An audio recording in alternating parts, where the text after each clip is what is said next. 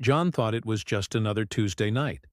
He'd kissed his wife, Sarah, goodbye that morning as she left for her business trip, a 2-day conference in a city just a few hours away. He'd spent the day working from home, made himself a simple dinner, and was now settling onto the sofa with their golden retriever, Buddy. He flicked through the channels, the low hum of the TV a familiar comfort in the quiet house. He missed her, of course, but these short trips were part of her job. He trusted her completely. Around 9 p.m. his phone buzzed. It was Sarah. He smiled, happy to hear her voice before he turned in for the night. He pictured her in a generic hotel room, probably in her pajamas, getting ready for bed. "Hey you," he answered warmly. "How was the first day of the conference?" But the voice on the other end wasn't Sarah's.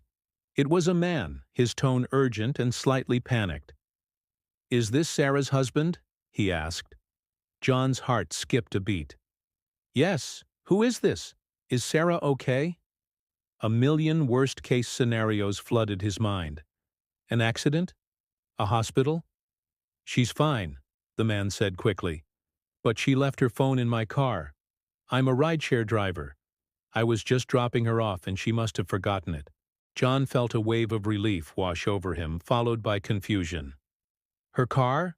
But she drove there. She took her own car to the conference." There was a pause on the other end of the line. The driver sounded hesitant. No, sir. I picked her and another gentleman up from a restaurant called the Gilded Lily and dropped them off at the Starlight Motel on the edge of town." The names hit John like a punch to the gut. The Gilded Lily wasn't a conference restaurant. It was one of the most romantic, expensive places in that city. And the Starlight Motel. It definitely wasn't the 4-star hotel her company always booked for these trips.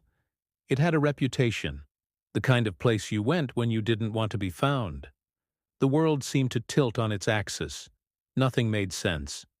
"The Starlight Motel?" John repeated, his voice barely a whisper. "Are you sure?"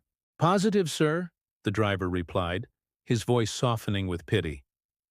"Look, I'm sorry to be the one to tell you this, but the way they weren't acting like colleagues.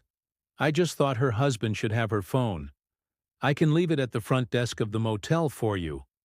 John's mind was a whirlwind of denial and dawning, sickening horror. A business trip, a conference. It was all a lie. The pieces of the puzzle started clicking into place, forming a picture he never wanted to see.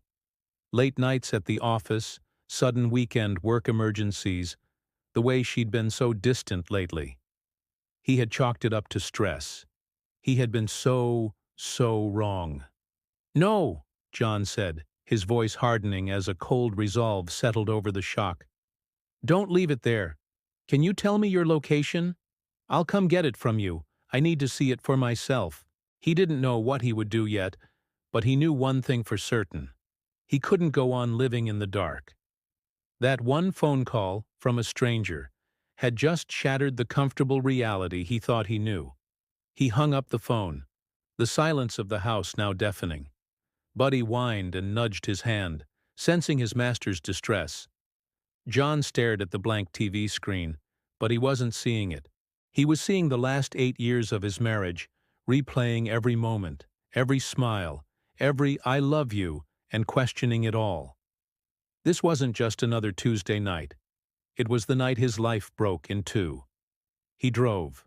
The 2-hour journey felt like an eternity, each mile marker a tick on a clock counting down to a confrontation he wasn't ready for. He met the driver in a quiet, well-lit parking lot. The man, a kind-faced guy in his 50s, handed him the phone with a sad, knowing look. "I'm really sorry, man," he said. John just nodded, unable to speak.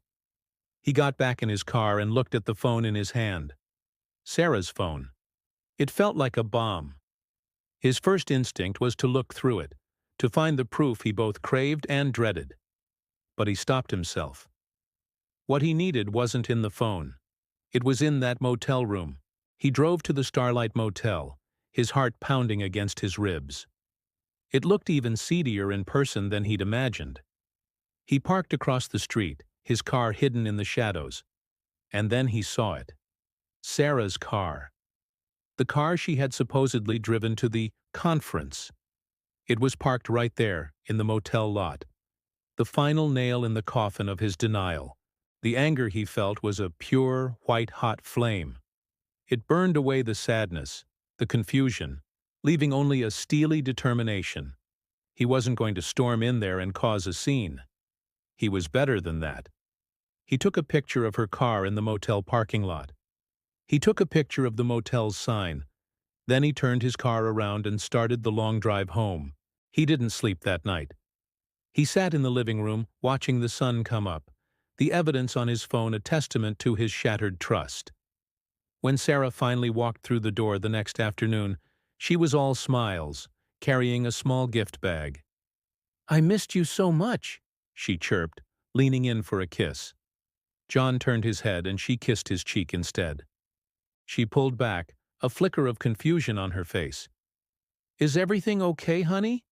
You seem off." "I'm fine, Sarah," he said, his voice flat and devoid of all emotion. "How was the conference?"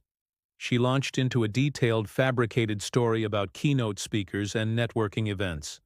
She was a good liar. He had to give her that. He let her finish, his heart turning to stone with every word. When she was done, he simply slid his phone across the coffee table. The picture of her car at the Starlight Motel was on the screen. The color drained from her face. Her cheerful mask crumbled, revealing the panic underneath. "John, I can explain." He just looked at her. For the first time he saw her not as his wife, but as a stranger. "Can you, Sarah?" he asked quietly. "Can you explain the romantic dinner?